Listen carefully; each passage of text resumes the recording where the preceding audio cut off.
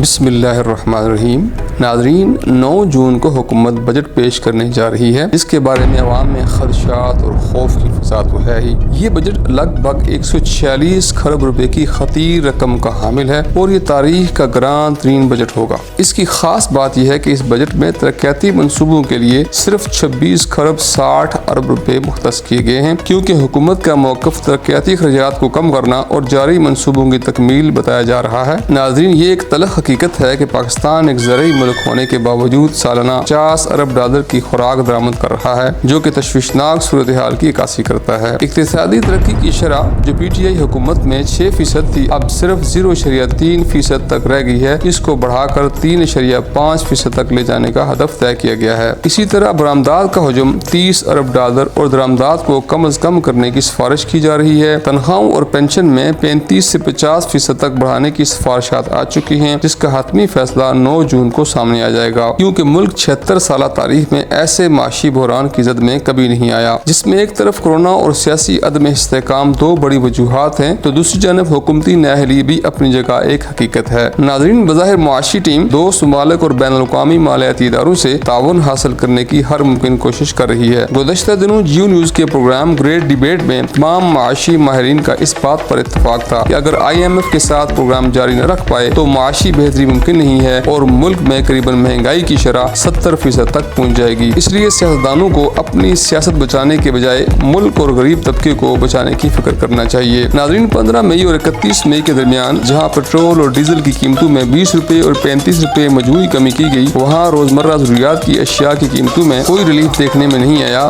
اور نہ ہی غریب طبقے کی زندگی میں کوئی آسانی نظر آئی، کیونکہ یہ کمی زیادتی کے مقابلے میں نہ ہونے کے برابر تھی۔ لیکن دوسری جانب مہنگائی جس طرح سے بڑھتی رہی ہے وہ بھی ریکارڈ توڑ رہی ہے، جس کی چند مثالیں دیکھی جا سکتی ہیں۔ اسی طرح تعمیراتی اخراجات کی شرح میں اضافہ 86.6% رہا، جو کہ ریکارڈ توڑ حد تک زیادہ ہے، اور مجموعی طور پر مہنگائی کی شرح 42.2% تک ریکارڈ کی گئی ہے۔ اور بجٹ میں مزدور اور ملازمین کی تنخواہوں میں خاطر خواہ اضافے سے ہی کسی حد تک مہنگائی کا مقابلہ ممکن ہو پائے گا، ورنہ یہ سائیکل مزید بحران پیدا کرنے کا باعث ہوگا۔ ناظرین، وفاقی ادارہ شماریات کی رپورٹ کے مطابق طے شدہ شرائط کے مطابق ٹیکس اہداف حاصل کرنے میں ناکام رہا ہے۔ FBR کو قریباً 430 ارب روپے خسارے کا سامنا ہے، جس کا مطلب IMF کی طرف سے اب مزید سخت شرائط کا سامنا بھی کیا جا سکتا ہے اور 1 ارب 20 کروڑ ڈالر کے قرض کا حصول مشکل تر ہوگا۔ اس موقع پہ وفاقی وزیر خزانہ اسحاق ڈار نے کہا ہے کہ ملک پر اگر 54,000 ارب ڈالر قرضہ ہے تو دوسری جانب ہمارے پاس 1 ٹریلین ڈالر کے اثاثے بھی ہیں، جنہیں ہم نجی ملکیت میں دے کے قرض اتار سکتے ہیں۔ ان کا دعویٰ ہے کہ ملک ڈیفالٹ نہیں کرے گا، بلکہ ہم اگلے پلان B اور C کی طرف جائیں گے، جس کے لیے ہمیں ملکی سطح پہ کچھ اقدامات کرنے ہیں، جیسے سب سے پہلے ہمیں پبلک اور پرائیویٹ پارٹنرشپ کو بڑھانا ہے، خسارے والے اداروں کو نجی ملکیت میں دینا ہے، بیرون ملک پاکستانیوں کو ترسیلات زر میں اضافے کے لیے ترغیبات دینی ہے، روشن ڈیجیٹل اکاؤنٹ کو فعال بنانا ہے، مزید کے پراپرٹیز کو فیئر ویلیو پر لایا جانا ہے، ایکسچینج ریٹ پر قابو پاتے ہوئے روپے کی قدر کو گرنے سے بچانا ہے، ٹیکس نیٹ ورک کو بڑھانا اور مؤثر کیا جانا ہے، بجٹ اور کرنٹ اکاؤنٹ خسارے پر قابو بھی پانا ہے، برآمدات کو بڑھانا اور درآمدات کو کم از کم کرنے کی ہر ممکن کوشش کرنی ہے۔ ناظرین، اگر موجودہ حکومت محض اپنی سیاست بچانے کی فکر میں ہی لگی رہی اور اس نے ٹھوس معاشی حکمت عملی کو نہ اپنایا تو اس طرح بحران میں اضافہ تو یقینی ہے، لیکن کمی نہیں۔ اپنا خیال رکھیں، چینل کو ضرور لائک، شیئر اور سبسکرائب کریں۔ پاکستان زندہ باد۔